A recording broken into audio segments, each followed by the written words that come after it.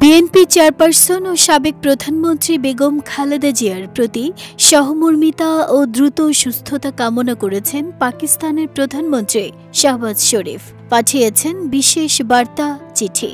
এর আগে বেগম জিয়ার সুস্থতা কামনা করে ২৭ নভেম্বর ফুলের তোড়া পাঠান পাকিস্তানের প্রধানমন্ত্রী, উপপ্রধানমন্ত্রী ও পররাষ্ট্রমন্ত্রী। এলএমই সার্টিফাইড বিশ্বসেরা কপারে তৈরি ওয়ালটন কেবলস, যা আপনার স্থাপনাকে রাখবে সব সময় নিরাপদ। ২৯ নভেম্বর বিএনপির মিডিয়া সেল থেকে জানানো হয়, চিঠিতে পাকিস্তানের প্রধানমন্ত্রী শাহবাজ শরীফ জানান, বেগম জিয়ার সাম্প্রতিক অসুস্থতার খবর জেনে তিনি গভীরভাবে উদ্বিগ্ন। চিঠিতে তিনি বলেন, পাকিস্তানের জনগণ, সরকার এবং আমার ব্যক্তিগত পক্ষ থেকেও আপনার দ্রুত ও সম্পূর্ণ সুস্থতার জন্য আন্তরিক প্রার্থনা জানাচ্ছি।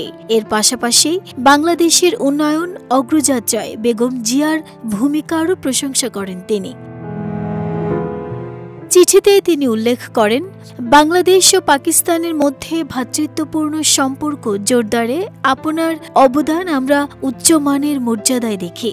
আমি সর্বশক্তিমান আল্লাহর কাছে আপনার দ্রুত আরোগ্য কামনা করছি, যাতে আপনি দল ও জাতির জন্য পথ নির্দেশনা দিতে পারেন।